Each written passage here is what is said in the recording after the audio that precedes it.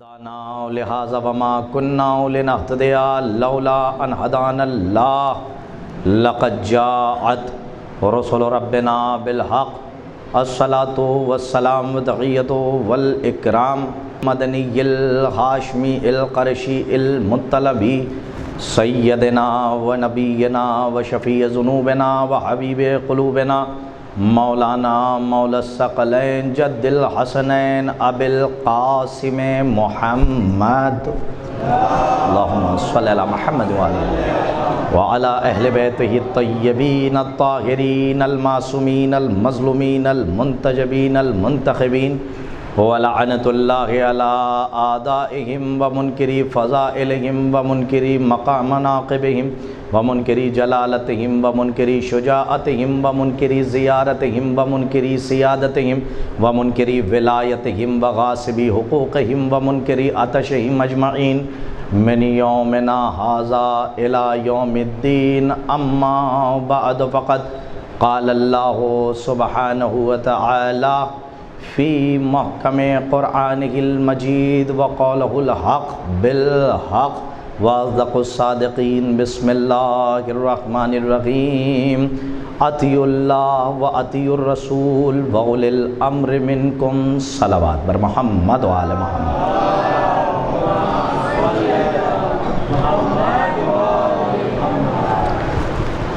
عزیزان گرامی قدر، سوگواران سید الشہداء، جوانان ملت جعفریہ اور ہمارے تمام بزرگان،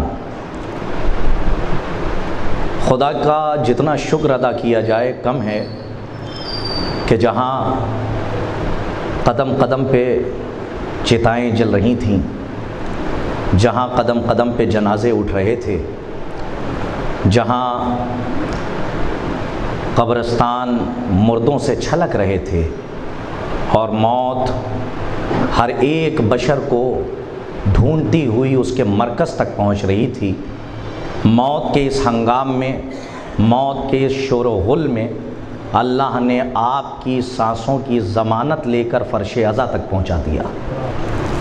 کیا یہ تحفہ کم ہے کہ آپ اس برس بھی سید الشہداء کا ذکر کرنے کے لیے اس آسمان پر آ کر بیٹھے ہیں کہ جس منزل پہ آپ رسول اللہ سے اس عالم میں ملاقات کر رہے ہیں کہ جب رسول کے ساتھ علی موجود ہیں۔ کمال ہے ان ہاتھوں کا کہ جن کے اندر زمین کے سینے پر آسمان بچھانے کی صلاحیت شہزادی نے عطا کی، ورنہ زمین کے سینے پر کبھی آسمان نہ دکھتا اگر فرش عزا نہ ہوتا۔ اور فرش عزا ایک ایسا آسمان ہے کہ جس میں ایک وقت میں 14 معصومین بھی ہیں، 1,24,000 انبیاء بھی ہیں اور فرشتے بھی موجود ہیں، اور ذکر آل محمد کا وہ ہے کہ جس ذکر میں خود لا شریک شریک ہوتا ہے۔ صلوات پڑھیں محمد و آل محمد پر بآواز بلند۔ دیکھیے حضرات، ابتدائے کلام میں 2-3 باتیں آپ کی خدمت میں عرض کروں۔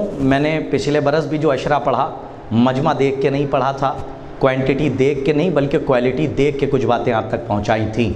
ہمیں میڈیا چاہیے لیکن معتبر چاہیے۔ اتنے ہی بیٹھے ہیں میرے لیے بہت ہے، اس لیے کہ انسان 2 چیزوں سے مل کے بنا ہے، ایک ہے پیکر جسم کا اور دوسری شے ہے روح۔ 2 چیزوں کے مرکب کا نام ہے انسان۔ تو جسم کی بھی غذا ہوتی ہے اور روح کی بھی غذا ہوتی ہے، لیکن مجلس امام حسین کا کمال یہ ہے کہ اس مجلس میں مجلس کے بعد یا مجلس سے پہلے جب مجمع زیادہ ہوتا ہے تو کہیں پہ لنگر چلتا ہے اور کہیں پہ روح کا رزق مجلس حسین کے ذریعے بانٹا جا رہا ہوتا ہے۔ اور یہاں پہ بھی وہی ہے کہ مجلس امام حسین میں جسم کا تبرک بعد میں بانٹا جاتا ہے، روح کا تبرک پہلے تقسیم کیا جاتا ہے۔ جو ممبر سے بٹ رہا ہے یہ آپ کی روح کا تبرک ہے، اور جو ممبر کے مجلس کے بعد بانٹا جاتا ہے کہ جس کو مادی تبرک کہتے ہیں، جو آپ کھاتے ہیں، وہ ہے جسم کا تبرک۔ یہ تو دونوں نعمتیں ایک جگہ پر جہاں ایک ذکر کے صدقے میں مل جائیں اسے مجلس حسین کہا جاتا ہے۔ صلوات پڑھیے محمد و آل محمد پر بآواز بلند۔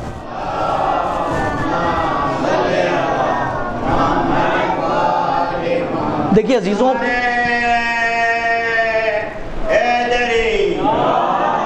ذاکر مجلس پڑھتا نہیں ہے بلکہ سامعین مجلس پڑھواتے ہیں.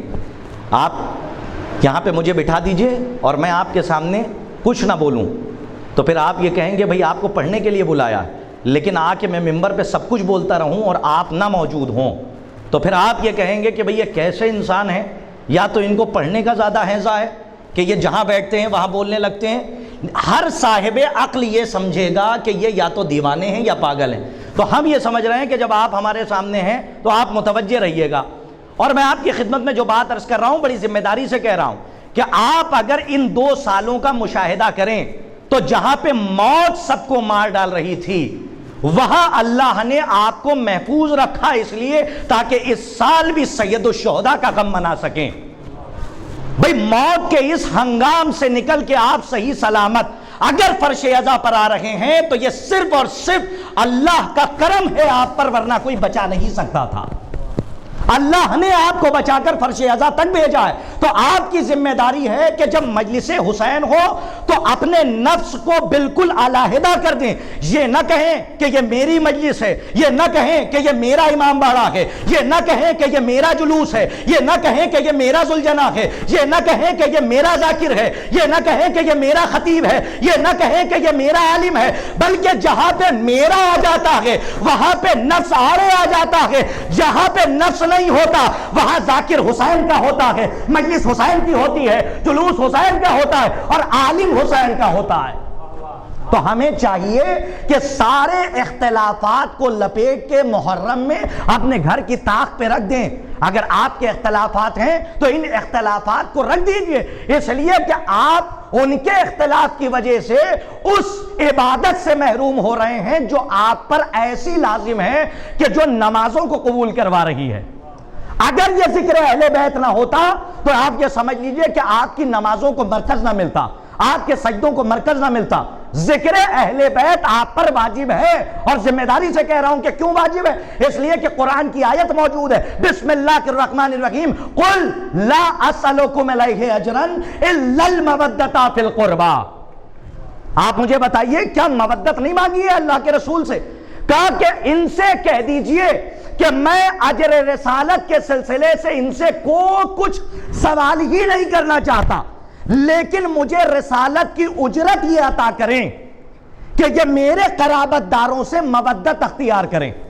آپ کا سناٹا بجا ہے, لیکن ایک بات آپ کی خدمت میں عرض کرتا چلوں, تحفہ مستحب ہے, نہیں محسوس کر رہے ہیں, تحفہ مستحب ہے, صدقہ مستحب ہے, خیرات مستحب ہے, ہدیہ مستحب ہے, لیکن یہاں پہ کیا ہے؟ الا المودۃ فی القربى. اور کیا کہہ رہا ہے پروردگار؟ ان سے کہہ دیجئے رسالت کی کوئی اجرت ہی نہیں چاہتا. یہ نہیں کہہ رہا ہے کہ کوئی ہدیہ نہیں چاہتا, بھئی کاش کہ میری بات پہنچ جائے. یہ نہیں کہہ رہا ہے کہ کوئی خیرات نہیں چاہتا, بھئی یہ بھی نہیں کہہ رہا رسالت کا کوئی انعام نہیں چاہتا.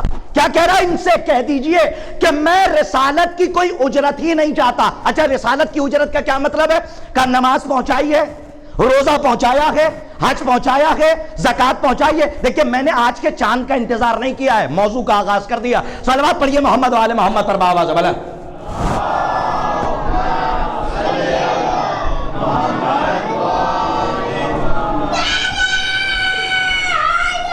یا علی مدد. دیکھیں آپ کی خدمت میں بات عرض کر رہا ہوں, یہ بہت ذمہ داری سے کہہ رہا ہوں, اسے مسکرا کے نہ اڑا دیجئے گا, اس لیے کہ واقعات سننے والے واقعات سن کے عبرت حاصل کرتے ہیں, لیکن جب تک کسی بات پہ تحلیلی گفتگو نہ ہو جائے. دیکھیں ایک انسان ہوتا ہے, دو ڈاکٹر ہوتے ہیں, دو طریقے کے ڈاکٹر. ایک ڈاکٹر وہ ہوتا ہے کہ اگر آپ کے بدن میں کہیں پہ درد ہو رہا ہے تو آپ اس کے پاس جائیے اور کہیے کہ میرے بازو میں درد ہو رہا ہے, تو ٹمپریری جو ڈاکٹر دوا دیتا ہے اس کو کہتے ہیں پین کلر. بھئی کیا کہتے ہیں؟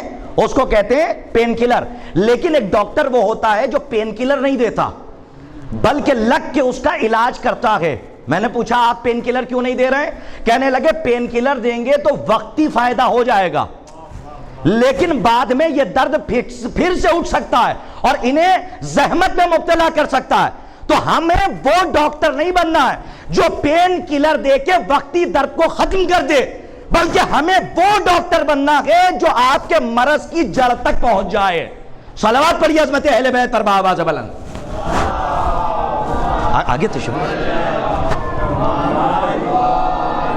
ایک صلوات کا اور مظاہرہ فرمائیں آپ حضرات بآواز بلند.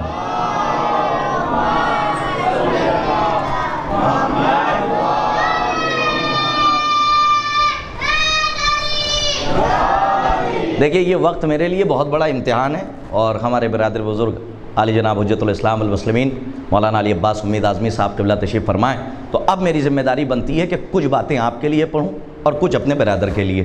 تو اب ذمہ داری یہاں سے دوہری ہو جاتی ہے.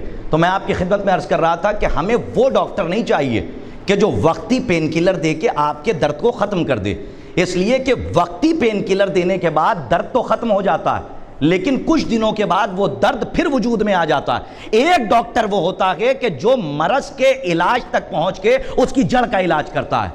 نہیں پہنچ رہے ہیں جو میں کہنا چاہ رہا ہوں. دیکھیے آپ کی خدمت میں ایک بات عرض کروں اور ہاتھوں کو جوڑ کے کہہ رہا ہوں، پچھلے برس بھی میں نے مجلس خطاب کی تھی، مجھے مجمع سے کوئی شکایت نہیں ہوتی ہے، لیکن شکایت ہندوستان سے ہے. جو ہندوستان والے جو یہ کہہ رہے ہیں ہم قریے قریے میں جاتے ہیں، اس کی تائید ہمارے مولانا امید اعظمی صاحب قبلہ کریں گے.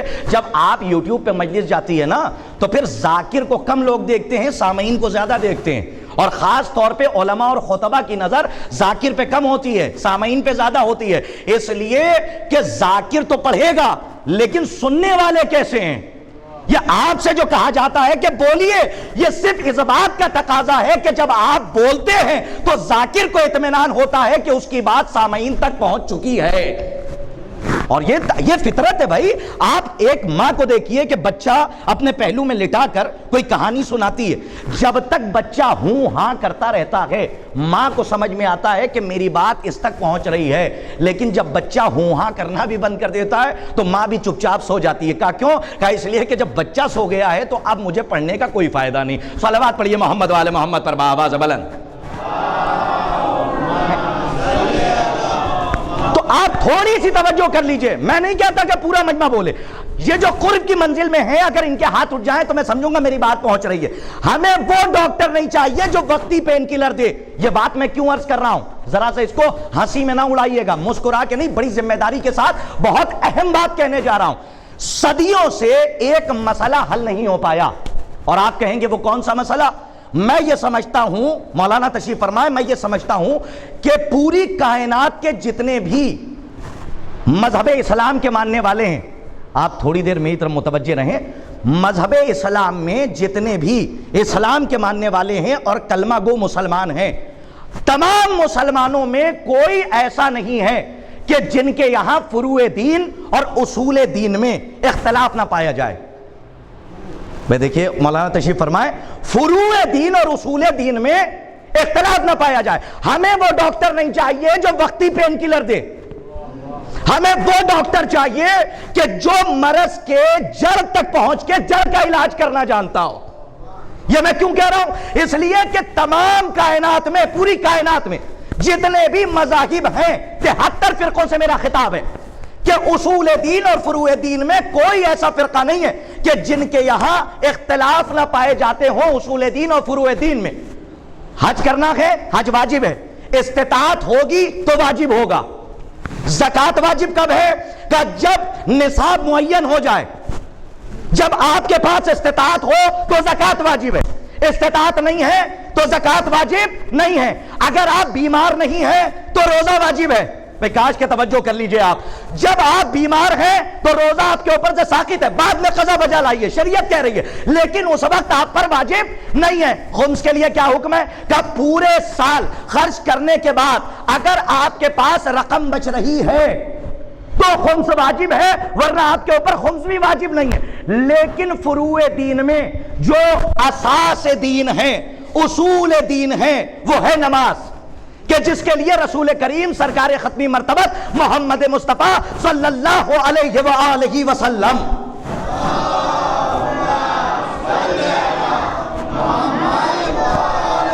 سرکار ختمی مرتبت نے فرمایا، بسم اللہ الرحمن الرحیم. بزرگ بہت متوجہ ہو کے سنتے ہیں. الصلاۃ عمود الدین. علماء بیٹھے ہوئے ہیں، عالم دین تشریف فرمائے. اس کا ترجمہ کیا ہوگا؟ الصلاۃ عمود الدین.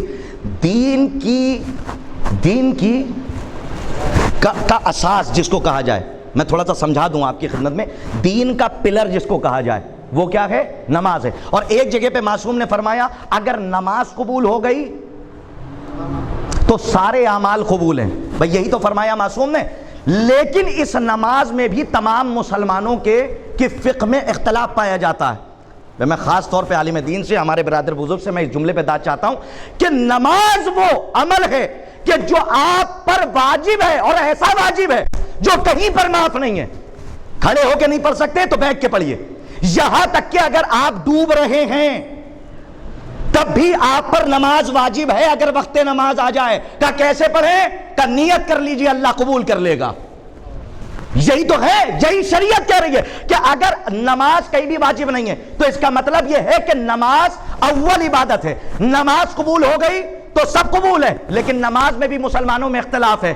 کہ کیسا اختلاف؟ کہ کچھ کہتے ہیں ہاتھ باندھ کے پڑھی جائے نماز، اور کچھ کہتے ہیں ہاتھ کھول کے. اس جملے پہ میں خصوصی بات چاہتا ہوں.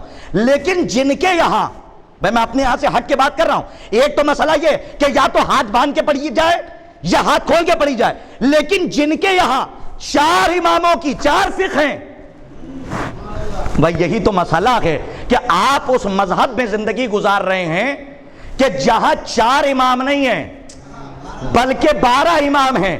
بلکہ وہاں اختلاف ایسا ہے کہ 4 اماموں میں 4 فقہ ہیں. ہمارے یہاں 12 اماموں کی ایک ہی فقہ ہے.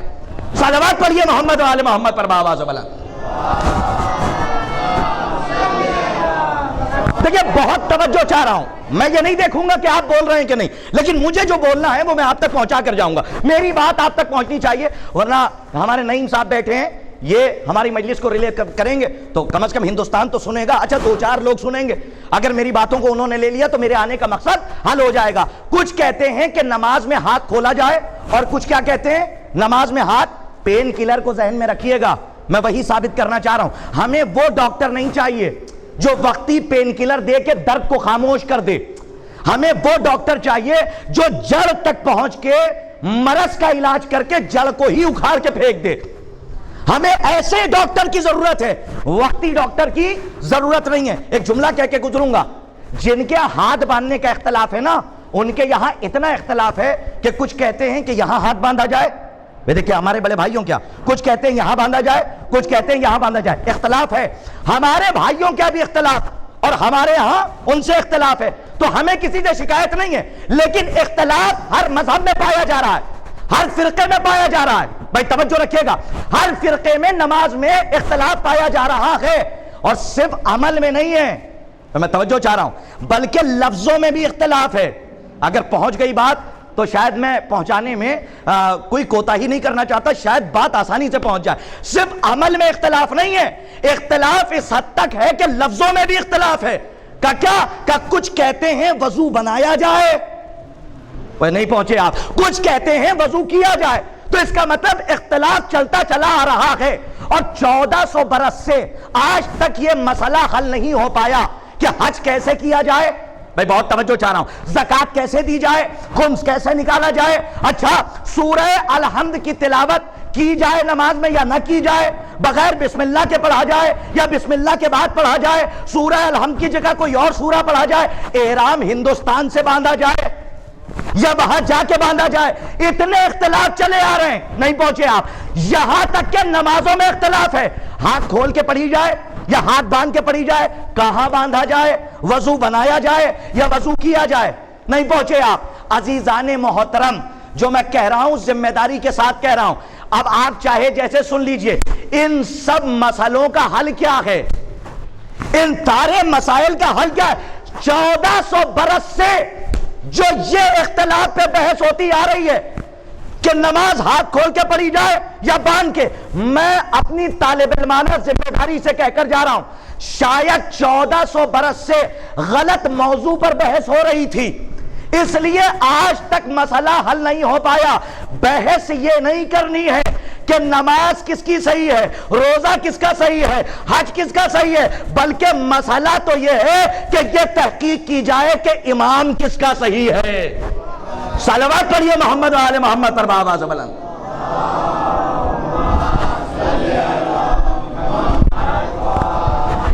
ہمارے یہاں میں ہوتا یہ ہے کہ کچھ لوگ بہت زیادہ ڈر کے مجلس سنتے ہیں کہ وہاں کی بات کرنے لگے تو ڈر گئے. نہیں، ہمارے اہل سنت برادران آ کے مجلسوں میں بیٹھتے ہیں، ہمارے بھائی ہیں، اور ہم ان کو اپنا نفس سمجھتے ہیں. علماء بیٹھے ہیں، میں نے اور کوئی ترجمہ اور کوئی لفظ استعمال نہیں کیا، اپنا نفس سمجھتے ہیں انہیں. اور اس لیے سمجھتے ہیں کیونکہ ہمارے مجتہد نے کہا ہے، ہمارے عالم دین نے کہا ہے، اس لیے ہم ان کو نفس سمجھتے ہیں. لیکن ایک بات بتائیے، کیا یہ باتیں عرض نہیں کی جا سکتی؟ یہ ضروری ہے. ہر جگہ پہ اختلاف ہے. مسئلہ یہ نہیں ہے کہ نماز صحیح ہے یا غلط، روزہ صحیح ہے یا غلط، یہ بحث کیجئے کہ امام کس کا صحیح ہے. جس دن یہ مسئلہ صحیح ہو جائے گا کہ امام کس کا صحیح ہے، اس دن نماز بھی صحیح ہو جائے گی، روزہ بھی صحیح ہو جائے گا، زکوٰۃ بھی. اب پتہ نہیں کہ کون بولے اور کون خاموش رہے. اگر میری بات ایک آدمی تک پہنچ گئی، میں سمجھوں گا میرا مقصد حل ہو گیا. جو میں کہنا چاہ رہا ہوں، یہ جو بار بار اتحاد کا نعرہ بلند کیا جا رہا ہے اور امامت پہ بحث نہیں کی جا رہی ہے کہ امام کس کا صحیح ہے، اور بار بار توجہ چاہ رہا ہوں اتحاد کا نعرہ بلند کیا جا رہا ہے، میں یہ سمجھتا ہوں 1400 برس سے اتحاد کا نعرہ ایک پین کلر کی حیثیت رکھتا ہے. نہیں پہنچے آپ جو میں کہہ کے گزر گیا. اتحاد کا نعرہ ایک پین کلر کی حیثیت رکھتا ہے، اس کے بعد اور کچھ نہیں. آپ اگر مجلسوں سے حقیقتیں نہیں بتائیں گے تو ادھر والے ادھر کیسے آئیں گے؟ یا آپ قائل ہو جائیے یا انہیں قائل کر دیجئے. بات دلیل سے ہو، ہوا میں تیر نہ چلائے جائیں. بات برہان سے ہو، زبردستی کی باتیں نہ کی جائیں. جب بات کی جائے تو اپنی کتابوں سے بھی ہو، قرآن سے بھی ہو، درائت سے بھی ہو، روایت سے بھی ہو اور آیت سے بھی ہو. ارے افسوس ہے میرے سرکار، رسول نے 23 برس تبلیغ کی ہے. کتنے برس؟ 23 برس تبلیغ کی ہے. اور 40 برس جو رسول کے ہیں وہ خاموشی کی زندگی ہے. لیکن یہ 40 برس نبوت سے علیحدہ نہیں ہے. میں ایک جملہ کہنا چاہ رہا ہوں، آپ بولیں نہ بولیں. 40 برس مولانا اس لیے رسول کو خاموش رکھا تاکہ آنے والے بھرتی مورخوں کو اللہ جواب دے دے کہ یہ بتاؤ کہ جب اعلان رسالت محمد نے نہیں کیا تھا تو جو 40 برس تک خاموش تھے رسول کا مذہب کیا تھا؟ کیا کوئی یہ کہہ کے جا سکتا ہے کہ رسول اسلام مذہب اسلام پہ نہیں تھے؟ کہ نہیں، کہ 40 برس تک محمد تمہیں خاموش رکھوں گا اس لیے کہ تمہارے ساتھ ساتھ جب تمہارا مذہب ثابت ہو جائے تو پھر ساتھ ساتھ ابو طالب کا بھی مذہب ثابت ہو جائے. صلوات پڑھیے عظمت اہل بیت پر بآواز بلند. اس لیے خاموش رکھا. اور 23 برس تک توجہ رکھیے گا، 23 برس تک رسول نے تبلیغ کی ہے. نماز پہنچائی ہے، روزہ پہنچایا، حج پہنچایا، زکوٰۃ پہنچائی. مقدمے کے طور پہ بات عرض کر رہا ہوں، انشاءاللہ مکمل طور سے آج چاند رات ہے اور کل پہلی محرم الحرام ہے. انشاءاللہ کل مکمل طور سے اطاعت کے حوالے سے آپ کی خدمت میں باتیں عرض کروں گا اور کوشش یہ کروں گا کہ کچھ اسرار اہل بیت اور حقانیت جو حقیقتیں چھپائی جا رہی ہیں ان کے چہروں سے پردہ اٹھایا جائے اور اچھے لفظوں میں اٹھایا جائے تاکہ کوئی بیٹھا ہو تو وہ بھی مجلس سے کچھ لے کر جائے. جب آپ چھپائیں گے تو حقیقتوں کو بتائے گا کون؟ جب آپ ہی چھپا لیں گے تو حقیقتوں کو بتائے گا کون؟ کسی نے بڑی اچھی بات کی ہے اور کہیے تو میں کہہ جاؤں، کسی شاعر کے مفہوم کو آپ تک پہنچا رہا ہوں. اس نے فرمایا، وہ فرماتے ہیں محترم، نام مجھے نہیں یاد ہے، شعر یاد ہوتا تو بھی نہ پڑھتا، مفہوم پہنچا رہا ہوں چونکہ نصری قبیلے میں ہوں. سنیے، وہ فرماتے ہیں بڑا قیمتی جملہ ہے، کہتے ہیں اگر کائنات میں جناب محسن کے قاتل سے آپ نے بھی اتحاد کر دیا تو پھر لعنت کون کرے گا؟ صلوات پڑھیے عظمت اہل بیت پر بآواز بلند. تو ہمیں کسی کا نام نہیں لینا ہے، ہمیں کیا کرنا ہے؟ ہمیں صرف علامتیں پہنچانی ہیں. جب آپ علامتیں پہنچا دیں گے سامنے والے کو کیوں تک پہنچائیے. جب لفظ کیوں تک پہنچ جائے گا تو کربلا تک اللہ خود پہنچا دے گا. سائن دکھائیے، علامت دکھائیے. 23 برس تک رسول نے نماز پڑھ کے دکھائی، روزہ رکھ کے دکھایا، حج کر کے دکھایا، زکوٰۃ دے کے دکھائی. لیکن 23 برس کے بعد بھی کیا ہوا امید بھائی؟ 23 برس کے بعد بھی نماز میں اتنا اختلاف. کوئی کہتا ہے ہاتھ کھول کے پڑھیے، کوئی کہتا ہے ہاتھ باندھ کے پڑھیے. تو مجھے ایک بات بتائیے کہ 23 برس کے بعد بحث اس سے نہیں ہونی ہے کہ نماز کس کی صحیح ہے، تبصرہ اس پہ ہونا ہے کہ امام کس کا صحیح ہے. جب امام ثابت ہو جائے گا تو اعمال خود بخود صحیح ہو جائیں گے. تو پھر اب کیسے پتہ چلے کہ نماز کون سی صحیح ہے؟ تو آپ دیکھ لیجئے تمام کتابیں اہل سنت پہ ران تان کی اور ہماری کتابیں بھری پڑی ہیں کہ نماز ایسے پڑھو کہ جیسے رسول پڑھتے تھے. کیسی نماز پڑھو؟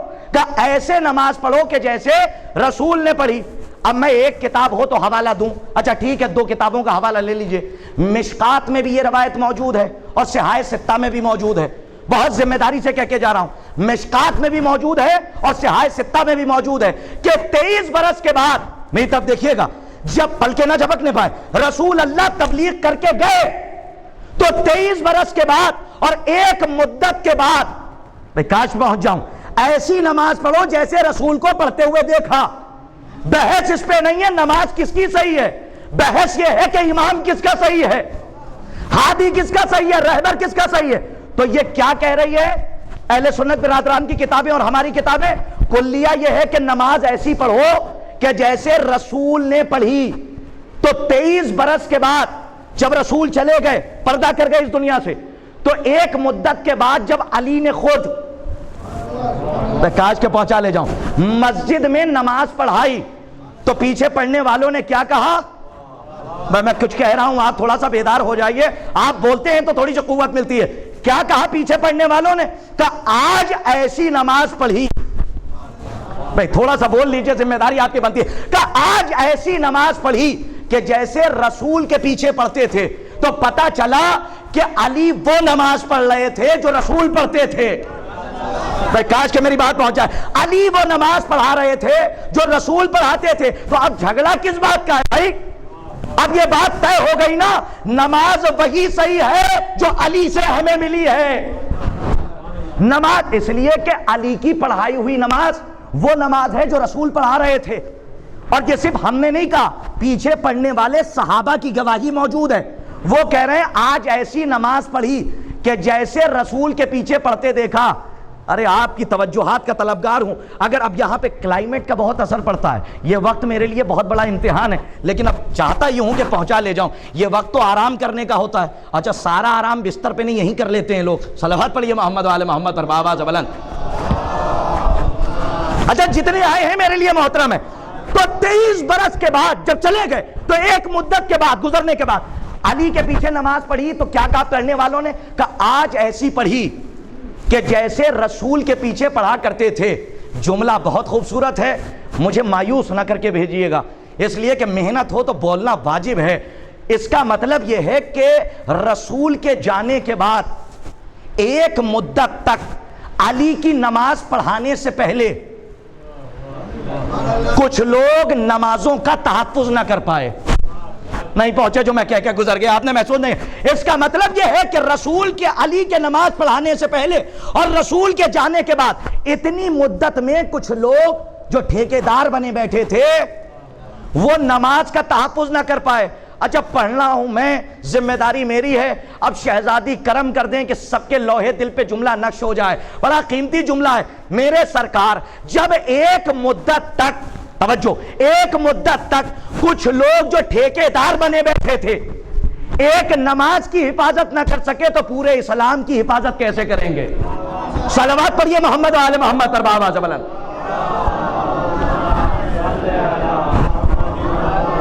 تو آپ کو وہ ڈاکٹر چاہیے میرے سرکار جو جڑ کا علاج کرے.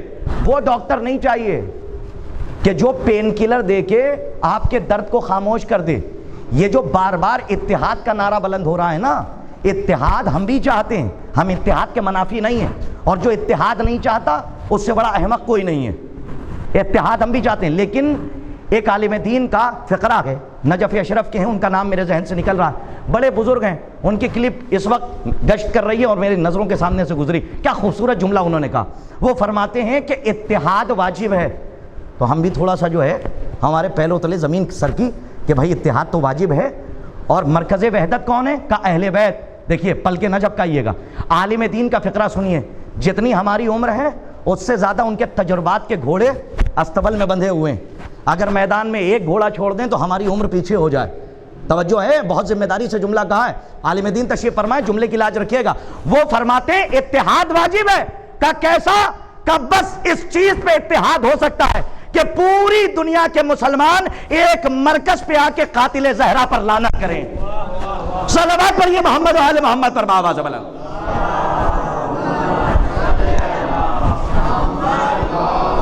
اس میں بھائی گھبرا کیوں رہے ہیں آپ؟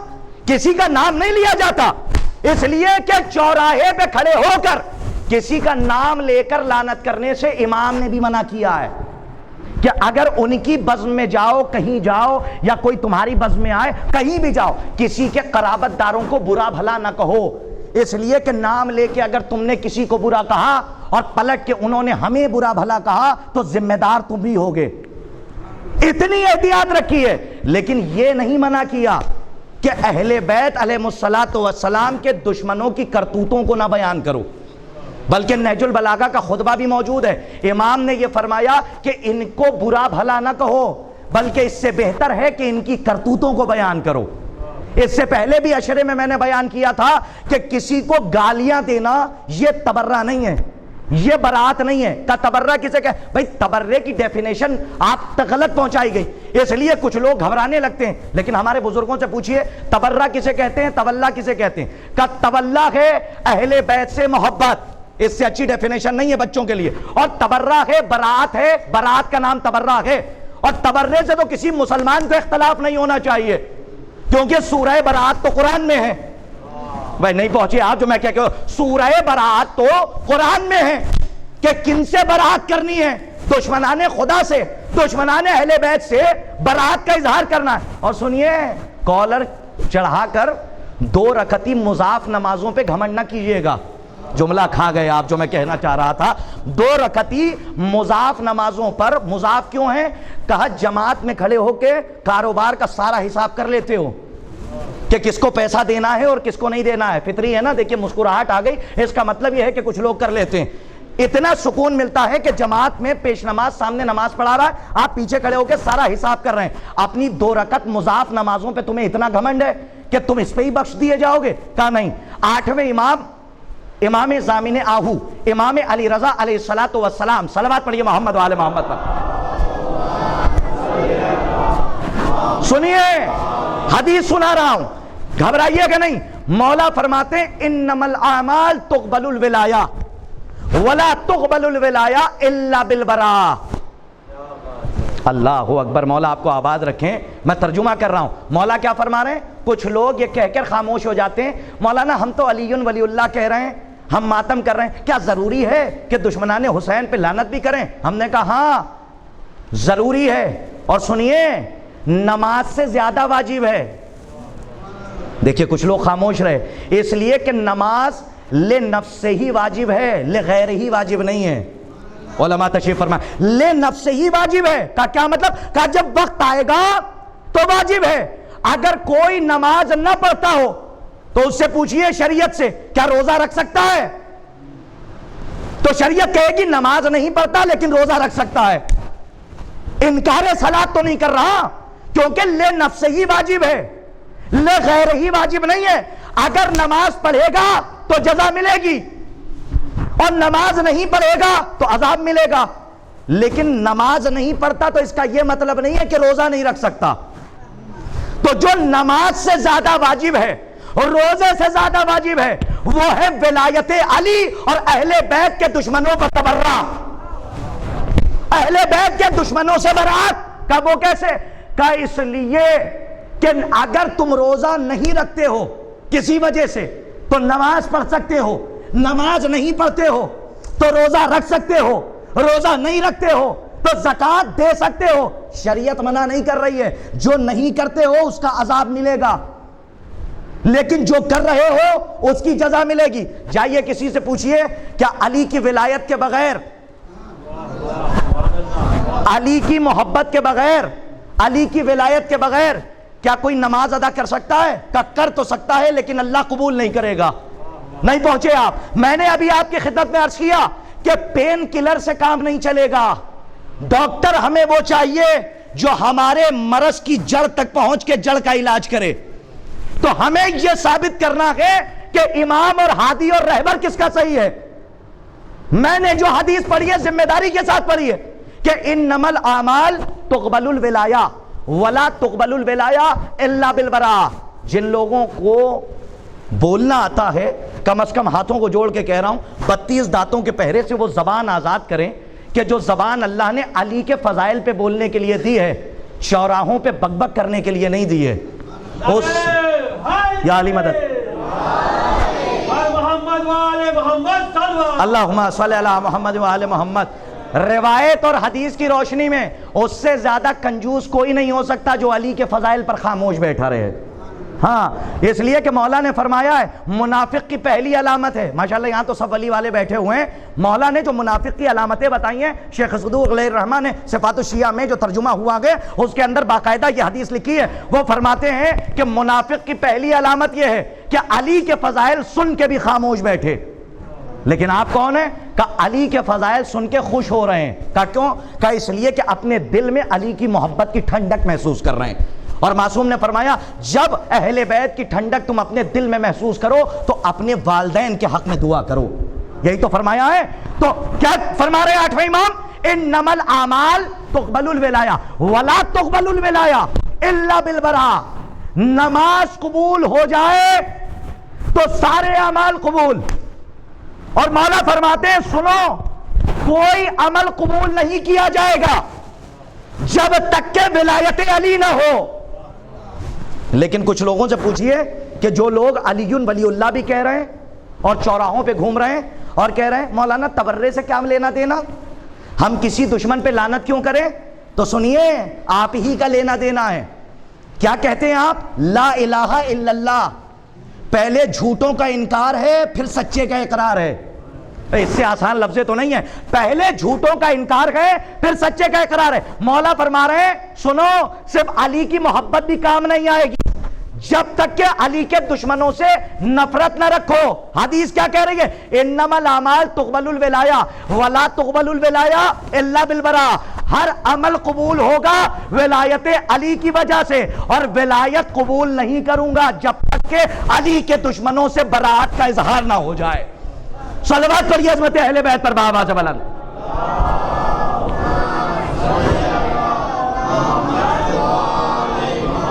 لیکن آپ جو یہاں پر آئے ہیں یہ تقاضا محبت کا نہیں ہے. ہم نے بہت پہلے ایک حدیث پڑھی تھی کہ علی, مولا فرماتے ہیں کہ جو نعیم صاحب کیمرے میں کیچ کرنا بھی ایک اچھا کام ہے اور اپنے مائنڈ میں کیچ کرنا بھی بہت اچھا کام ہے. تو ہم چاہتے یہ ہیں کہ آپ کی نظریں اور آپ کی پلکیں نہ جھپکنے پائیں, اس لیے کہ کم از کم اتنے لوگ ہیں کہ میں انگلیوں پہ گن سکتا ہوں. تو اب ذمہ داری میری ہے کہ میں آپ کو دیکھ کے پڑھوں. ہم نے بہت پہلے ایک حدیث پڑھی تھی اور اس کی تفسیر بعد میں امام کے کلام سے ہوئی. مولا فرماتے ہیں جو پیدائشی کانا ہوگا وہ کبھی ہم سے محبت نہیں کر سکتا. دیکھیے میں نے ایک جگہ پہ یہ حدیث پڑھ دی تھی کہ جو پیدائشی کانا ہوگا وہ کبھی مجھ سے محبت نہیں کر سکتا.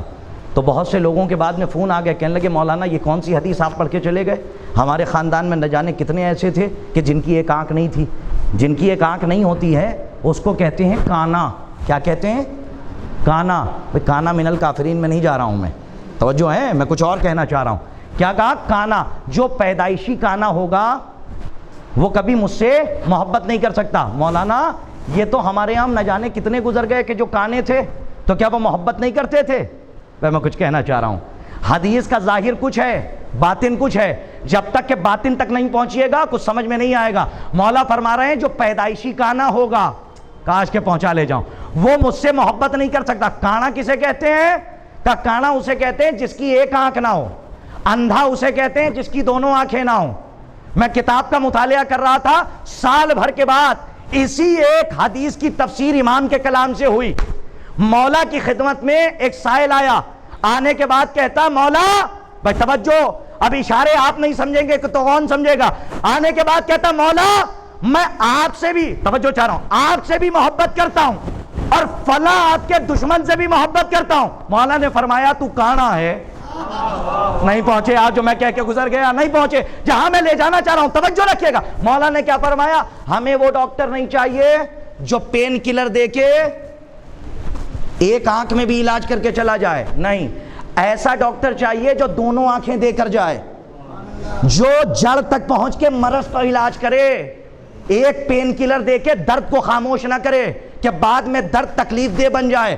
کبھی کبھی زخم ناسور بن جاتا ہے اور اگر زخم کا پہلے علاج کر دیا جائے تو زخم ٹھیک ہو جاتا ہے، اگر پہلے علاج نہ کیا جائے تو بڑھتے بڑھتے اتنا پھیل جاتا ہے کہ پارٹس آف باڈی سے اس ہاتھ کو کاٹنا پڑ جاتا ہے۔ تو ہم نہیں چاہتے کہ ہماری قوم کی اس لڑی سے کسی ایک ٹکڑے کو نکال کے باہر پھینکا جائے۔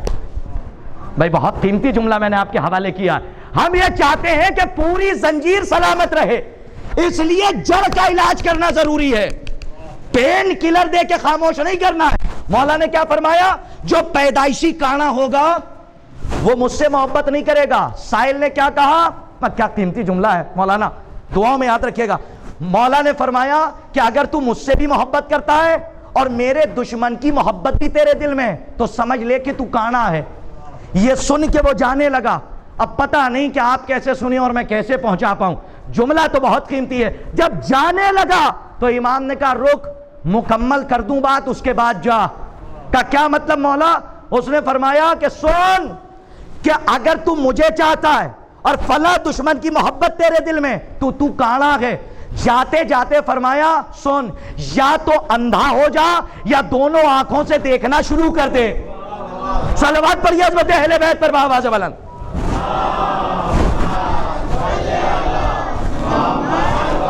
یہ دونوں آنکھوں سے دیکھنے کا کیا مطلب ہے؟ دونوں آنکھوں سے دیکھنے کا مطلب یہ ہے کہ با ایمان ہو جا، ایسا نہ ہو کہ زبان پہ علی علی ہو اور دل مرحب و انتر کے جاسوس بنے رہے۔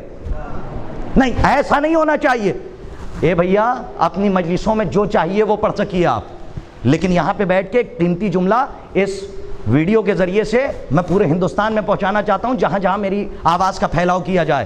اس کے بعد یہ ریکارڈ ہو رہی ہے مجلس، بڑی ذمہ داری سے کہہ رہا ہوں، اپنی مجلسوں میں ذاکر کو آنے کے بعد یہ نہ کہیے کہ حق چھپا لیجئے، بلکہ اپنے درمیان سے ان جاسوسوں کو ڈھونڈیے جو آپ کی مخبری کہیں اور کر رہے ہیں۔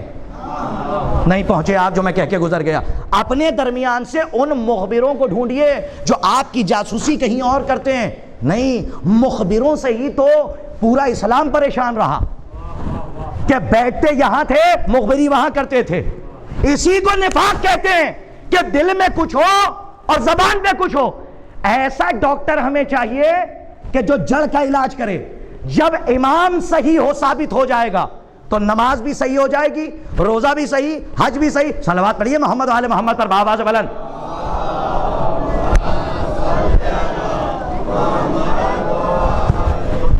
میں نے ایک آیت پڑھی ہے اور وہ آیت ہے بسم اللہ الرحمن الرحیم، آیہ مودت۔ کیا ہے؟ آیہ مودت۔ میں یہاں پہ دو باتیں آپ کی خدمت میں عرض کروں۔ یہ جتنے لوگ آ کے بیٹھے ہیں، آپ کیوں آئے بھائی؟ پورے سال محرم کا انتظار تھا نا، کیوں آئے ہیں آپ؟ اس لیے آئے ہیں تاکہ بی بی زہرا کو ان کے لال کا پرسہ دے دیں، اس لیے تو آئے ہیں۔ تو مجھے بتائیے، آپ کو مودت ہے بی بی سے تبھی تو آپ آئے ہیں۔ اچھا، جس سے پوچھئے گا وہ کہے گا کہاں جا رہے ہو؟ کہ وطن جا رہے ہیں۔ کہ کیوں؟ کہ بے وطن کا سوگ منانے، بے وطن کا ماتم کرنے کے لیے۔ کیوں آ رہے ہو؟ کہ اس لیے کہ دل میں شودا کی مودت ہے۔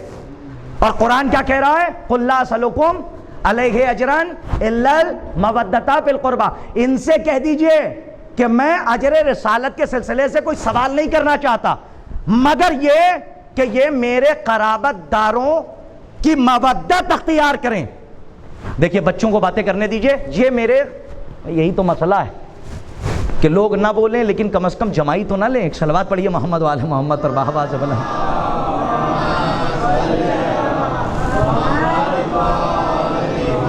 ڈر جاتے ہیں ذاکرین، ایک اور صلوات پڑھیے محمد و آل محمد پر بآواز بلند۔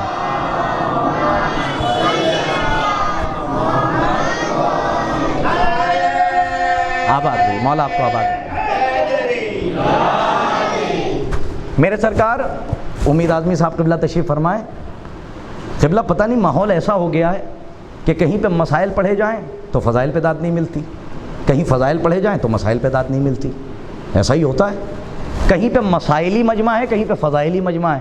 تو دونوں کا خلاصہ کر دوں، توضیح المسائل سے عمل میں پختگی آتی ہے، علی کے فضائل سے ایمان میں پختگی آتی ہے۔ تو مسائل بھی ضروری ہیں اور فضائل بھی ضروری ہیں۔ اور یاد رکھیے گا، عمل کا انبار لگا ہو، ایمان نہیں ہے تو کچھ نہیں ملے گا۔ عمل میں اگر قلت ہوگی اور عقیدہ صحیح ہوگا، کیڑے نہیں لگے ہوں گے۔ جڑ سلامت رہے گی ایمان کی تو اگر ایک سجدہ بھی ہوگا تو وہ علیہ السلام بنا سکتا ہے. صلوات پڑھیے محمد و آل محمد پر بآواز بلند.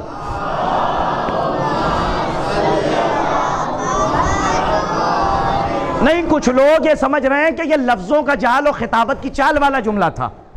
یہ حدیث سے میں نے جملہ کہا ہے، رسول نے یہ کہا ہی نہیں من احیا علی حب آل محمد مات شہیدا، بلکہ یہ کہا من مات علی حب آل محمد مات شہیدا. احیا کا کیا مطلب ہے؟ کہ احیا کا مطلب ہے جینا، ماتا کا مطلب ہے مرنا. یہ نہیں کہا نبی نے کہ جو جیے گا محبت اہل بیت میں وہ مرے گا شہید، بلکہ یہ کہا جو مرے گا اہل بیت کی محبت میں اس کو شہادت کی ڈگری ملے گی، وہ تائبین کی ڈگری پہ پہنچے گا، وہ مغفورہ کی ڈگری لے کر جائے گا. یہ کیوں نہیں کہا من احیا جو جیے گا وہ مرے گا شہید؟ یہ کیوں کہا جو مرے گا وہ شہید مرے گا؟ یہ کیوں کہا؟ یہ میں نے اسی لیے جملہ کہا ہے کہ زندگی گزارنا کمال نہیں ہے. اگر ایمان نہیں ہوگا تو عمل کا انبار لگا ہو قیمت نہیں ملے گی، اور عقیدہ اگر مضبوط ہوگا تو ایک سجدہ حسین کی چوکھٹ پہ ہوتا ہے تو لعنتی سے علیہ السلام بنا دیتا. اور آپ کے سامنے جناب حر نمونے کے طور پہ جتنی زندگی گزاری ہے وہ موت سے بدتر تھی، لیکن آخری سانس جو حسین کے آستانے پہ لی تو حر علیہ السلام ہو گئے. اچھا، جو عمل پہلے کیا وہ کام آیا؟ بتائیے آپ، کوئی کتاب پڑھ کے حر آئے تھے؟ کہا نہیں. ایمان اتنا مستحکم ہوا کہ وہاں سے یہاں آئے، ایک سجدہ کیا، علیہ السلام ہو گئے. تو اس کا مطلب یہ ہے کہ ایمان والا ایک سجدہ ہو، اللہ اگر قبول کر لیتا ہے، ریاکاری نہ ہو، دکھاوا نہ ہو، ایمان کے ساتھ قربتاً اللہ، توجہ اللہ کے ساتھ ایک سجدہ ہو جائے تو اللہ قبول کر لیتا ہے اور وہ آپ کو بخشوانے کے لیے کافی ہے. لیکن اگر ایمان نہ ہو، اسی لیے تو رسول نے کہا من ماتا علی حب آل محمد ماتا شہیدا، کہ جو مرے گا آل محمد کی محبت میں وہ شہید ہوگا. یہ نہیں کہا کہ جو جیے گا. یہ کیوں نہیں کہا کہ جو جیے گا؟ کہ اس لیے کہ ابن ملجم بھی کچھ دن جیا تھا. وہ دیکھیے ماشاءاللہ علماء تشریف فرمائیں، صاحبان فہم بیٹھے ہوئے ہیں، عقلاء سے میرا خطاب ہے، بزرگان بیٹھے ہیں. یہ کیوں نہیں کہا کہ جو جیے گا آل محمد کی محبت میں وہ مرے گا شہید؟ یہ کہا کہ جو مرے گا محبت میں وہ شہادت کی ڈگری تک پہنچے گا. یہ نہیں کہا جو جیے گا وہ مرے گا شہید. کہا کیوں؟ کہا اس لیے کہ ابن ملجم بھی کچھ دن جیا تھا. اگر رسول کہہ دیتے کہ جو جیے گا تو ابن ملجم محشر میں آ جاتا اور کہہ دیتا کہ پوری زندگی نہ صحیح، کچھ دن تو محبت حسین میں جیا ہوں، کچھ دن تو محبت علی میں جیا ہوں، ارے اس کی ہی اجرت دے دیجئے. لیکن رسول نے من احیا نہیں کہا، من ماتا کہا. اگر جملہ پہنچ جائے تو مجھے یقین دلائیے کہ پہنچ گیا، ورنہ میرا اپنا مقدر جو جملہ نہ پہنچا پایا. امید بھائی، من ماتا کہا، من آیا نہیں کہا. جانتے ہو کیوں نہیں کہا؟ کہ من آیا اس لیے نہیں کہا تاکہ ابن ملجم نہ بخشا جائے، من ماتا اس لیے کہا تاکہ حر نہ چھوٹنے پائے. صلوات پڑھیے محمد و آل محمد پر بآواز بلند.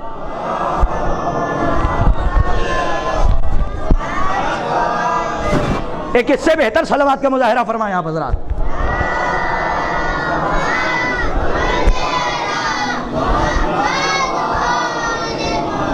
مودت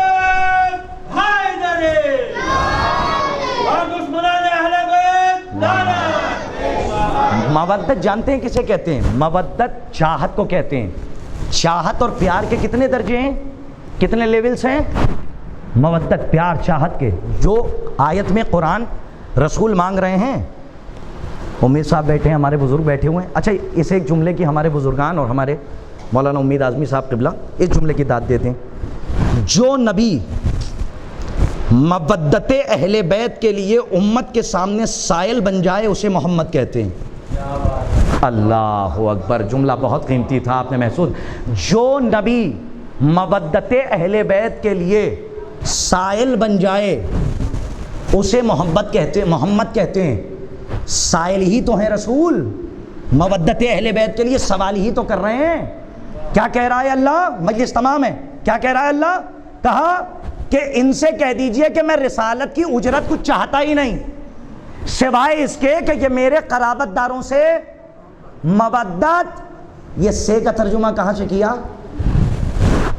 بچپنے سے سنا ہے. سے کا ترجمہ کہاں سے ہوا؟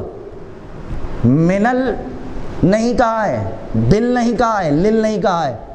حالانکہ خوبصورتی بل میں بھی ہے اور لل میں بھی ہے عربی میں، لیکن کیا کہا؟ فی القربہ. من القربہ نہیں کہا، بہت توجہ. بل قربہ نہیں کہا، لل قربہ نہیں کہا.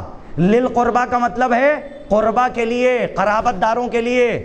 بل قربہ کا مطلب ہے قرابت داروں کے ساتھ. من القربہ کا مطلب ہے قرابت داروں سے. تو یہاں من نہیں ہے بھائی، بہت توجہ چاہ رہا ہوں. یہاں بل نہیں ہے، یہاں پہ لل نہیں ہے، پھر کیا ہے؟ کہا فی ہے. فی میں عربی میں اس سے اچھی مثال نہیں ہے. کیا؟ السمک فی الماء.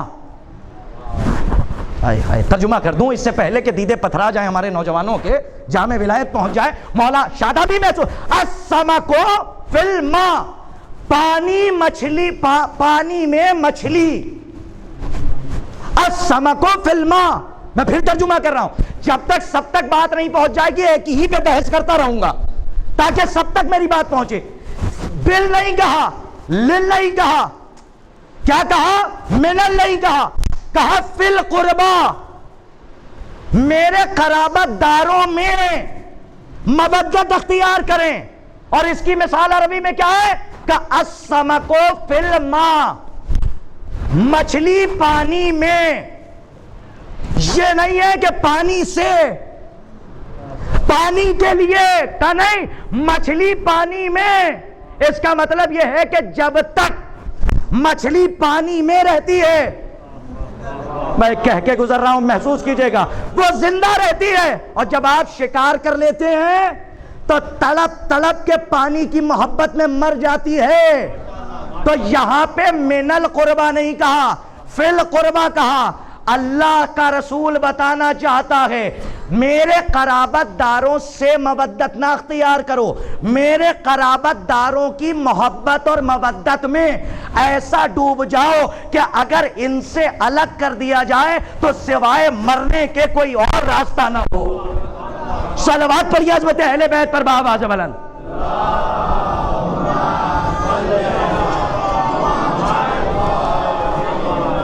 میدان میں اترتا ہوں پورا تمام اسلحوں کے ساتھ، تو میدان سے منہ موڑ کے جانے والوں میں سے تو ہوں نہیں. جب اترا ہوں تو پھر جنگ کر کے ہی آگے بڑھوں گا. اور جہاد ہے میرا جو میں آپ سے کر رہا ہوں، اپنے نوجوانوں سے. بزرگ تو مجھ سے بہتر جانتے ہیں ان گفتگو پہ. اچھا پچھلے سال بھی یہی ہوا تھا، کچھ لوگوں نے کہا، نوجوانوں نے کہا مولانا ولایت تکوینیہ کا مطلب کیا ہے؟ میں نے کہا دیکھیے، نوجوانوں تک اگر ممبر سے ولایت تکوینی پہنچائی گئی ہوتی تو آج یہ سوال نہ کرتے کہ ولایت تکوینی کیسے کہتے ہیں اور تشریعی کیسے کہتے ہیں. میں نے موضوع دیا ولایت تکوینی، اور اب کی بار کا موضوع ہے بڑا آسان ہے، سلسلہ ہدایت، یعنی ہدایت کا سلسلہ. ہادی کیسا ہونا چاہیے؟ تو جب امام ثابت ہو جائے گا تو پھر سارے اعمال ثابت ہو جائیں گے. تو میں مودت پڑھ رہا ہوں، مودت کے بعد انشاءاللہ کل سے مکمل طور سے موضوع کا آغاز ہوگا. یہاں پہ مقدمے کا خیمہ ہے، میری طرف دیکھیں پلکے نہ جھپکنے پائیں، مجلس تمام ہو جائے. توجہ رکھے گا، آخری بات ہے اور مجلس تمام کر رہا ہوں. مودتا، بچوں سے تھوڑی دیر، یہ ہمارے بچے بیٹھے ہوئے ہیں، میری طرف دیکھیے. مودتا فی القربہ، یہ نہیں کہا من القربہ، فی القربہ، یعنی مودت اہل بیت کے سمندر میں ڈوب جاؤ. اور ایسا ڈوبو کہ جب کوئی تمہیں ان سے الگ کرے تو پھر مر ہی جانا، مرنے کے علاوہ کوئی راستہ نہ ہو. زبان کاٹ دی جائے، خون کے قطرے علی علی کریں. پیر کاٹ دیا جائے، زبان علی علی کرے. ہاتھ کاٹ دیا جائے، نہیں پہنچے آپ، ہاتھ کاٹ دیا جائے، نہیں پہنچ رہا جو میں کہنا چاہ رہا ہوں. ہاتھ کاٹ دیا جائے، زبان علی علی کرے. اور زبان سے اتنا علی علی کرنا کہ قاتل مجبور ہو کہ زبان کو بھی کاٹ لے. اور زبان جب کاٹ لی جائے تو خون کے قطروں سے علی علی کی صدا آئے. اور جب دفنا دیے جاؤ تو تمہارا نام جب تاریخ میں لیا جائے تو صرف میثم نہ کہا جائے، علی کا غلام کہا جائے. صلوات پڑھیے عظمت اہل بیت پر بآواز بلند. یہ ہے مودت کا مطلب. مودت کا مطلب قطعاً یہ نہیں ہے کہ ہر سال مجلس میں آ جانا, بیٹھنا, سن کے چلے جانا. کربلا ذکر نہیں ہے, کربلا فکر ہے. فقط و فقط کربلا ذکر نہیں ہے, فکر ہے. اور اللہ کے رسول نے آپ سے مودت کا تقاضا کیا ہے, محبت کا نہیں کیا. اگر آپ کی اجازت ہو تو وہ 5 لیول بتا کر میں مجلس تمام کر دوں. ایک صلوات پڑھیے محمد والے محمد پر بآواز بلند. توجہ رکھیے گا, ہمارے تمام بزرگان تشریف فرمائیں. یا علی مدد. میری طرف دیکھیے گا, مودت کے 5 درجات ہیں. مودت کے نہیں بلکہ چاہت اور پیار کے. کتنے ہیں؟ 4. ایک تو ظاہری محبت و مودت میں فرق سنیے, طلب لشکر مضبوط ہونا چاہیے. ظاہری محبت و مودت میں فرق یہ ہے جو سنتے آئے ہیں لفظی اعتبار سے. کیا ہے؟ محبت وہ ہے جو ہو جاتی ہے, سنتے آئے یا نہیں. مودت وہ ہے جو کی جاتی ہے. لیکن سن لیجئے, چاہت اور پیار کے 5 لیولز ہیں, 5 اسٹیجز ہیں, 5 درجات ہیں. کون کون سے؟ کا پہلا درجہ ہے پیار کا, چاہت کا, محبت. گنیے گا اپنی انگلی پر, صرف سننا نہیں ہے, یہاں سے لے کر جانا ہے. کتنے چاہت اور پیار کے کتنے لیول ہیں؟ 5. پہلا لیول محبت, دوسرا ہے انس, سب عربی کے لفظ استعمال کر رہا ہوں. کیا ہے؟ انس. تیسرا کیا ہے؟ شرف. چوتھا ہے عشق. پانچواں ہے مودت. پہلا ہے محبت, چاہت اور پیار کا پہلا درجہ محبت, دوسرا ہے انس, تیسرا ہے شرف, چوتھا ہے عشق, اور 5ویں منزل کیا ہے؟ مودت. تو قرآن میں کیا مانگا گیا؟ کہ نہ محبت, نہ انس, نہ شرف, نہ عشق. کیا مانگا رسول نے؟ مودت. اب 4 کا لیول سنیے تاکہ 5واں سمجھ میں آ جائے. پہلی ہے محبت. محبت کی ڈیفینیشن کیا ہے؟ محبت اسے کہتے ہیں کہ جس میں کسی کو دیکھا جائے اور دیکھ کے چاہا جائے, اسے کہتے ہیں محبت. پھر پہنچا رہا ہوں, کسی کو دیکھا جائے, دیکھ کر چاہنے کا نام ہے محبت مولانا. اور اس کا دوسرا لیول ہے چاہت کا, انس. انس کا مطلب ہے کسی کو دیکھا جائے, چاہا جائے, اور پھر یہ چاہت ہو کہ قریب جا کر کچھ باتیں کی جائیں, اسے کہتے ہیں انس. شرف کسے کہتے ہیں؟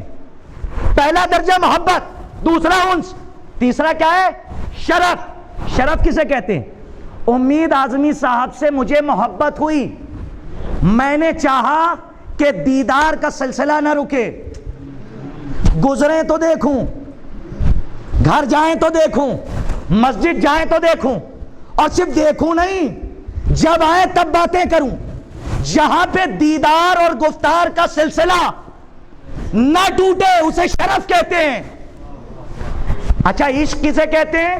دیکھتے رہیے میری طرف, حالانکہ نوجوانوں کے لیے تھوڑا سا سخت موضوع ہے لیکن آسان کر رہا ہوں, اور انشاءاللہ آسان نہ کر پایا, جب خود سمجھ لوں گا تبھی سمجھا پاؤں گا نا. تو کوشش یہ کر رہا ہوں کہ سمجھ بھی لوں اور سمجھا بھی دوں.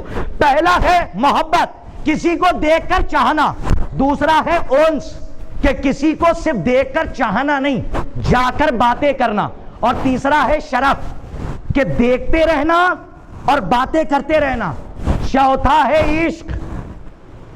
پیار اور چاہت کا چوتھا لیول ہے عشق کا. اس میں کیا ہوتا ہے کہ اب آنکھیں اگر ہیں تو بس امید صاحب کی ہیں, نہیں پہنچے آپ جو میں کہہ کے گزر رہا ہوں. اب صورت اگر پسند ہے تو امید صاحب کی پسند ہے, ہاتھ اگر پسند ہے تو امید صاحب کے پسند ہے, گفتار اگر پسند ہے تو امید صاحب کی پسند ہے, کلام اگر پسند ہے تو امید اعظمی صاحب کا پسند ہے. اس کا مطلب یہ ہے کہ جہاں عاشق معشوق کے, چاہنے والے کے تمام طریقوں کو اپنے دل سے اور ذہن سے قبول کرنے لگے, چاہنے لگے کہ اب کچھ اچھا ہی نہیں لگتا سوائے اس کے, اس کا نام ہے عشق. تو پھر مودت کسے کہتے ہیں؟ بھائی بہت توجہ چاہ رہا ہوں. عشق اسے کہتے ہیں کہ سامنے والے کے علاوہ ہمیں دنیا پسند نہ آئے, اسے کہتے ہیں عشق. قیمتی جملہ کہنے جا رہا ہوں. مودت کسے کہتے ہیں؟ مودت اسے کہتے ہیں جس میں چاہنے والا جسے چاہ رہا ہے تو پھر وہ یہ چاہے کہ میں جسے چاہ رہا ہوں وہ کیا چاہتا ہے. میں دیکھیں مودت کی ڈیفینیشن آپ کے سامنے کی ہے. صلوات پڑھیے محمد و آل محمد اور بابا سے بلا.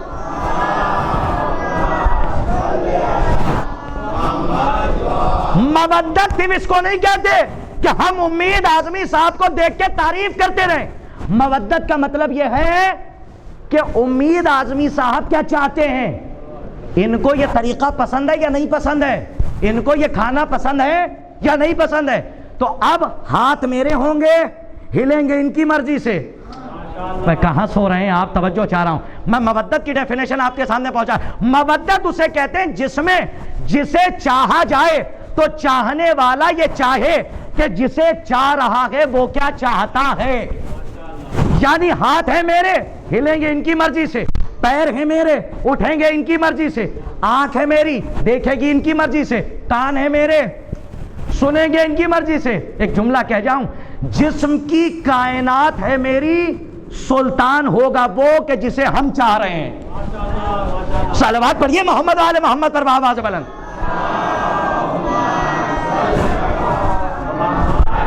سلطان ہوگا وہ کہ جسے ہم چاہ رہے ہیں. اپنی مرضی سے اگر کوئی کام کر رہے ہیں تو وہ مودت نہیں ہے. علی کی مرضی سے چل رہے ہیں تو وہ مودت ہے. حسین کی مرضی سے اٹھ رہے ہیں تو وہ محبت ہے. اللہ کی مرضی سے کام کر رہے ہیں تو وہ مودت ہے. صرف اور صرف 14 کی تعریف کر دینا اور ان کے حق کو نہ ماننا, کچھ کہہ رہا ہوں, اسے مودت نہیں کہتے. اسے کیا کہتے ہیں کہ اسے عشق کہا جا سکتا ہے کہ جو کچھ اچھا لگتا ہے بس ان کا ہی اچھا ہے, دنیا بالکل خراب ہے. مودت کسے کہتے ہیں کہ جسے چاہا جائے تو پھر یہ بھی چاہو کہ وہ کیا چاہتا ہے. یعنی کائنات جسم کی تمہاری ہوگی, سلطان وہ ہوگا جسے چاہا جا رہا ہے. اسی لیے تو غدیر میں علی کو اپنے ہاتھوں پہ بلند کر کے اعلان ولایت سے پہلے یہ پوچھ لیا تھا رسول اللہ نے, کیا تمہارے نفسوں پہ تم سے زیادہ میں حکومت نہیں رکھتا ہوں, کیا میں حاکم نہیں ہوں؟ اور جب یہ اقرار کروا لیا کہ آپ ہمارے نفسوں پر, جسم کی کائنات پر ہم سے زیادہ حاکم ہیں, تب ہاتھوں کو بلند کر کے علی کو اٹھا کے کہا من کنت مولا ہو فہذا علی مولا. صلوات پڑھیے عظمت اہل بیت پر بابا سے بلند.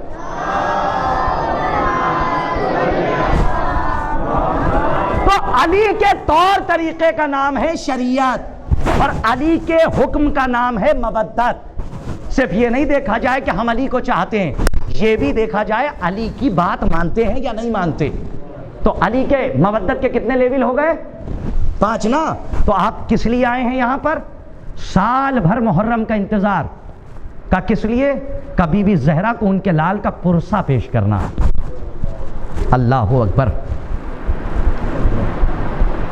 میں اپنے نوجوانوں سے ہاتھ جوڑ کے ایک بات کہوں گا کہ خدائے حسین کا واسطہ اس عزاداری کی اہمیت کو سمجھیے. اپنے سارے کاموں کو چھوڑ کے مجلس حسین میں آئیے, اس لیے کہ عزاداری کو معمولی نہ سمجھیے گا. زینب نے اپنے بازوؤں میں رسن بندھوا کے آپ تک فرش عزا پہنچایا ہے. جناب سکینہ سلام اللہ علیہا نے اپنے رخسار پہ تماچوں کی اذیتیں برداشت کی ہیں, اس کے بعد عزاداری آپ تک پہنچائی ہے. اللہ آپ کی بچیوں کو سلامت رکھے, اللہ آپ کے بچوں کو سلامت رکھے. خدائے حسین کا واسطہ ہاتھوں کو جوڑ کے کہہ رہا ہوں کہ کربلا بی بی زہرا کی ٹوٹی ہوئی پسلیوں کی کمائی کا نام ہے. آپ کی آوازوں پہ اللہ رحمت کا نزول فرمائے. پورے سال آپ اسی ایام عزا کا انتظار کیوں کرتے ہیں؟ کوئی بھی مہینہ گزر جائے, کوئی بھی چاند نکل آئے, آپ مسکرا کے دیکھتے ہیں, لیکن جب محرم کا چاند فلک پہ نکلتا ہے تو حسین کے چاہنے والوں کی آنکھوں میں آنسو آ جاتے ہیں. کسی سائل نے امام سے پوچھ لیا تھا, مولا یہ بتائیے کہ جب ہم محرم کے چاند کو فلک پہ دیکھتے ہیں تو آنکھوں میں آنسو کیوں آ جاتے ہیں؟ مولا نے فرمایا اس لیے آ جاتے ہیں کیونکہ محرم کے چاند کے ساتھ ساتھ تم آسمان میں وہ کرتا دیکھتے ہو جو حسین کے بدن پہ تھا. اللہ اکبر. معصوم فرماتے ہیں کہ محرم کے چاند کے ساتھ ساتھ چاند رات میں، جب آج رات میں آپ چاند رات دیکھیں، چاند رات میں چاند محرم کا دیکھیں گے تو آپ کی آنکھوں میں آنسو آ جائیں گے۔ کیوں آ جائیں گے؟ امام نے فرمایا کہ تم چاند دیکھتے ہو لیکن جو سرخی دیکھتے ہو وہ سرخی وہ حسین کے خون کی سرخی ہوتی ہے۔ امام فرماتے ہیں کہ چاند رات کو فرشتے آسمان میں اسی حسین کے کرتے کو لے کر آتے ہیں، جو امام حسین کے بدن پہ کرتا تھا، اس بدن کے کرتے، اس کرتے کو لے کر آتے ہیں، اور وہ خون میں غلطہ کرتا تمہاری آنکھیں دیکھتی ہیں۔ جو دل میں محبت حسین ہے، جب وہ جوش مارتی ہے تو تمہاری آنکھوں سے اشک ازا نکل آتے ہیں۔ ارباب ازا، محرم ہے، محرم، یہ محرم کوئی تہوار نہیں ہے، بلکہ محرم کوئی فیسٹیول نہیں ہے۔ محرم ان مظلوموں کی یاد میں ایام ازا ہوتا ہے، اور یہ ایام منائے جاتے ہیں، مجلسیں برپا کی جاتی ہیں۔ ہم دنیا والوں کو بتاتے ہیں کہ دیکھو کہ جس رسول نے امت کے لیے سب کچھ برداشت کیا، امت نے بعد رسول کے آل رسول کے ساتھ امت نے کیا کیا۔ چاند رات ہے محرم کی، خدا آپ کو کوئی غم نہ دے سوائے غم مظلوم کربلا۔ اگر کسی کی آنکھوں سے آنسو نہیں نکلتے ہیں تو علماء فرماتے ہیں کہ اپنے سر کو جھکا کے بارگاہ الہی میں توبہ کرے کہ نام حسین پہ آنکھوں سے آنسو نہیں نکل رہے ہیں، اور اگر دل مغموم نہیں ہوتا ہے تو پھر یہ دعا کرے کہ پروردگار کون سا ایسا گناہ کر دیا ہے کہ حسین کے نام پہ دل مغموم نہیں ہو رہا۔ خدا آپ کو کوئی غم نہ دے سوائے غم مظلوم کربلا۔ ارباب ازا، محرم کی چاند رات ہے، آج رات کو آپ چاند دیکھیں گے، لیکن مدینے والے فرماتے ہیں، مدینے والے کہتے ہیں کہ محرم کا چاند ہم فلک پہ دیکھ کے یہ نہیں پتہ لگاتے تھے کہ محرم کا چاند ہوا ہے، بلکہ جب چاند رات آتی تھی تو ہمیں گھر بیٹھے پتہ چل جاتا تھا کہ آج محرم کی چاند رات ہے۔ کسی نے پوچھا وہ کیسے؟ کہا جب چھٹے امام جعفر صادق کے گھر سے رونے کی آواز بلند ہوتی تھی تو ہم سمجھ جاتے تھے آج محرم کی چاند رات ہے۔ تو ارباب ازا، اس سے یہ پتہ چلتا ہے کہ محلہ بنی ہاشم میں، قبیلہ بنی ہاشم میں بعد کربلا اتنی بلند آواز سے گریہ کیا جاتا تھا کہ مدینے والوں کو یہ خبر ہو جاتی تھی کہ آج محرم کی چاند رات ہے۔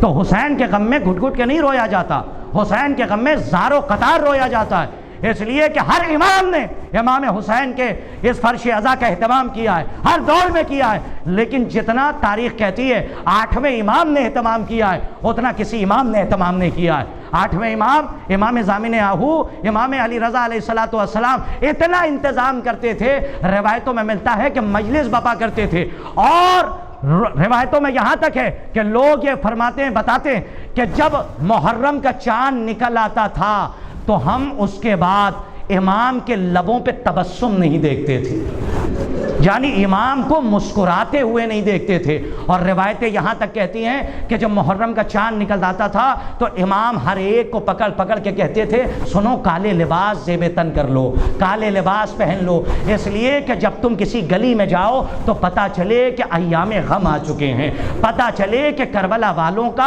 کے غم کے ایام آ چکے ہیں، پتہ چلے کہ حسین پہ رونے کے دن آ چکے ہیں۔ یہ وہی سیرت ہے، یہ وہی سنت ہے جو آج ہمارے گھر کی مائیں، ہمارے گھر کی مائیں بہنیں انجام دیتی ہیں۔ ادھر محرم کا چاند نکلتا ہے، اپنے بچوں کو کالے لباس پہنا دیتی ہیں۔ یہ کس کی سیرت ہے؟ کہ یہ امام کی سیرت ہے جس پہ عمل ہمارے گھر کی مائیں کر رہی ہیں۔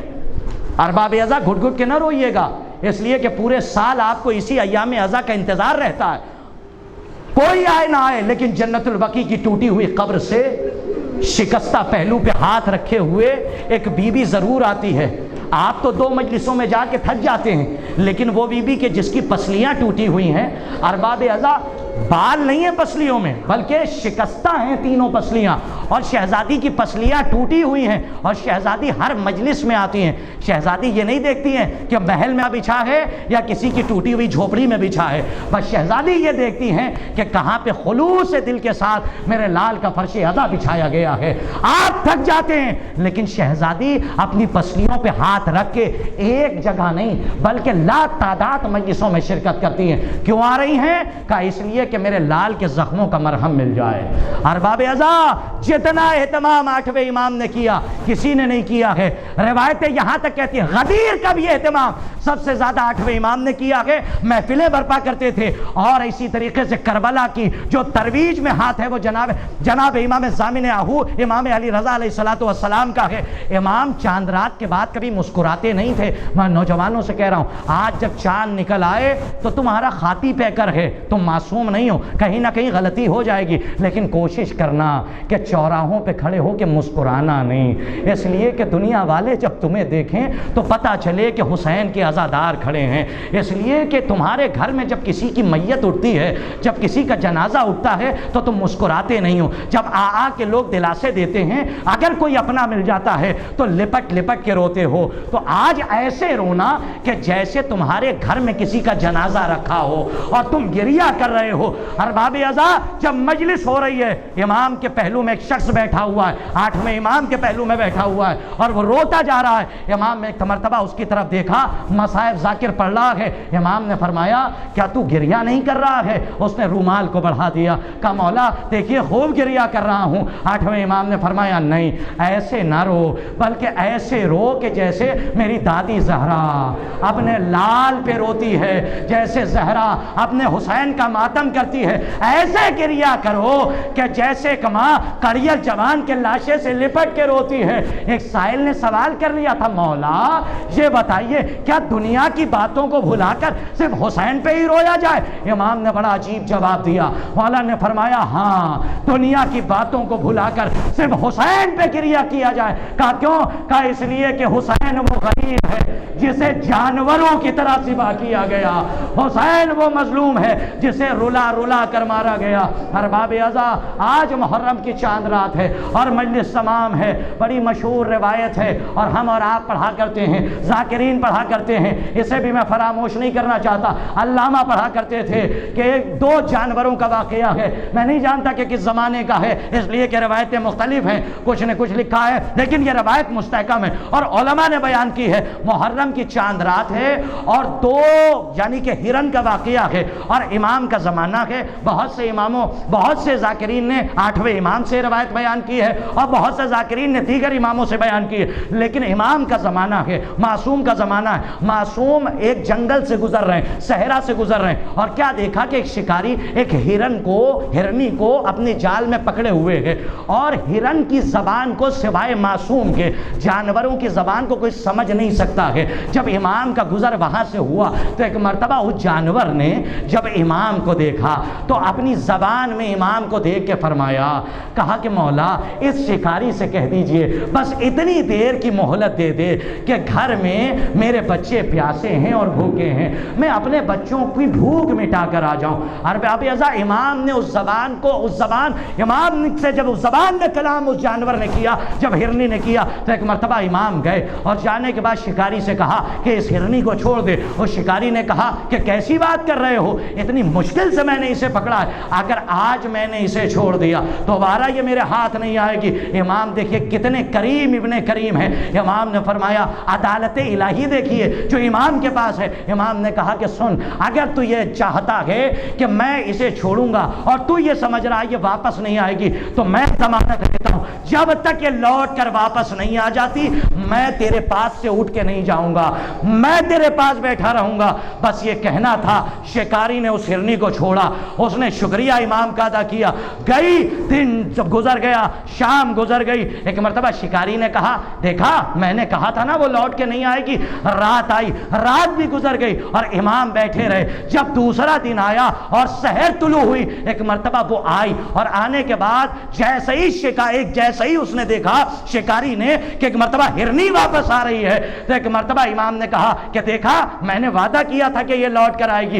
इमाम ने पलट के उस हिरनी से सवाल किया, जानते सब हैं लेकिन सवाल किया, कहा कि हिरनी बता क्या आने में देर क्यों हो गई? एक मरतबा हिरनी ने कहा कि मौला मैं क्या करती आप बेहतर जानते हैं। जब मैं अपने कबीले में पहुंची और रात हो गई और मैं पलट के आना चाहती थी, मैंने देखा कि मेरे कबीले वाले एक हल्का बना के गिरिया कर रहे हैं और मैंने जाके पूछा क्या बात है? کہ آج اتنا گریہ ہو رہا ہے. میرے قبیلے والوں نے کہا تجھے نہیں پتا آج محرم کی چاند رات ہے اور آج ہم حسین پہ گریہ کر رہے ہیں. مولا مجھے معاف کر دیجئے, میں رات بھر حسین پہ روتی رہی, صرف اس لیے روتی رہی کہ پلٹ کے جاؤں گی تو اب دوبارہ جانا نصیب ہو یا نہ نصیب ہو, پر اس لیے میرے آنے میں دیر ہو گئی.